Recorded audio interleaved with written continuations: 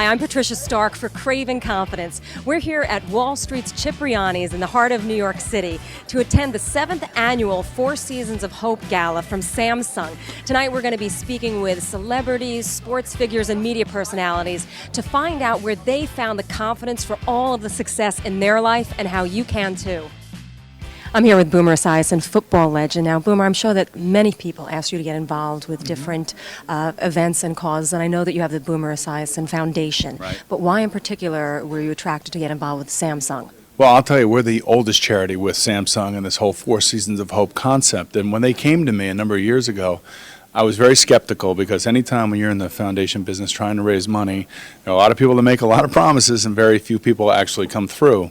And they told me that they were going to pair our foundation with Sears as our partner retailer. And I have to tell you, everything that they said from the beginning to this point has raised not only the level of awareness for the Boomer Esiason Foundation in our fight against cystic fibrosis, but they have netted over $2 million to the bottom line to our foundation. So, everybody says to me, how do you improve this? I'm like, you only improve something if it's broken. And in this case, you don't touch it because it's working.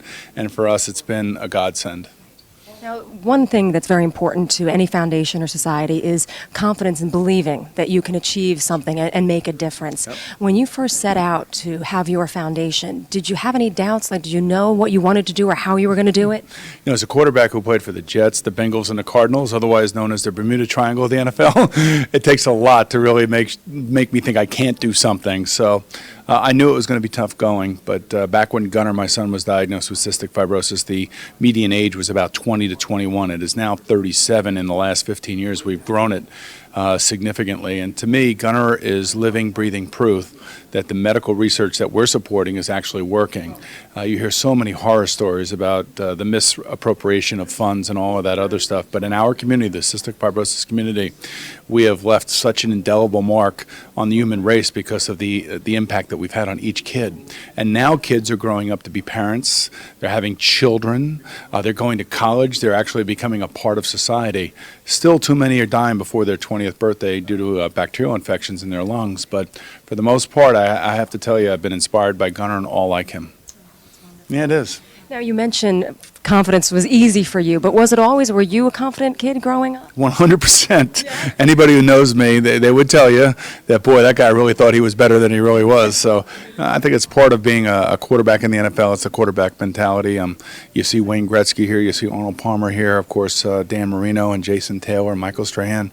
There's a reason why we've all become successful in our careers, and that's because there are a lot of people who have doubted us, but we've never let those doubts afflict us, if you will. And we've overcome a lot of that. And that's just a part of being a success in your chosen profession. And that's my message always to kids. There are going to be a lot of people that tell you you can't do something. Don't listen to them. Use that as motivation and inspiration. So what would be like the mindset that you would tell them if you've got a child who is battling some kind of a disease or just really battling growing up, adolescence? We go through so much to try to build our self-esteem and our confidence, and not everybody is as lucky as you with just having it. What would be something that you would tell them? What thoughts and what should they be telling themselves? Right. Well, the interesting thing is I always tell kids, you have dreams. There's no reason why you can't go after them, and you're going to meet some failure along the way. And you have to be able to overcome that failure. You're going to have your family and your friends around to support you, but ultimately it will be you who decides where you end up. And then in the case of, like my own son, he is unbelievable in my eyes because he's fought so much more already in his young life than I ever did. And watching him overcome the daily battles of cystic fibrosis to become who he is, to go to college, to become a straight-A student, to play football, to play ice hockey with a lung disease is absolutely amazing to me. So I'm living with an example of somebody who's overachieving and overcoming, and that's always the message that I give. You can do it, and don't listen to those who say that you can't. Was when you wanted to get involved in sports and you knew that was what you wanted to do, did you ever think that part of your plan would be the notoriety, the fame that would enable you to help so many other people? Did you realize that could be part of it? Not until I actually made it. When I finally made it, I understood because I remember myself as a kid how much I looked up to the athletes. And I knew that there was a general public out there that really admired what athletes became and who they were, and they would support you if you gave them some reason to support you. Hopefully you were winning on the field. That would be number one. And then two, if you have a cause close at heart, you realize that you can make a difference in somebody's life. And that's something I've always taken very seriously.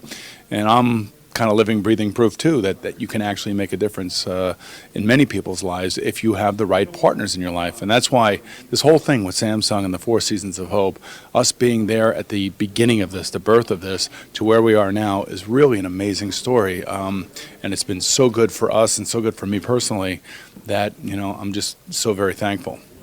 Now, one last question. During that transition, when you got off the field and now you're going to be in front of the cameras as a broadcaster, did you have any doubts there, or were you just immediately confident? Was it an easy transition for you there? Well, that's another place where there are a boatload of critics, because, in this business, some of the people like it and some of the people don't. They like the message you're delivering, or they don't like the message you're delivering because they think you might have an agenda, and you always try to be above that.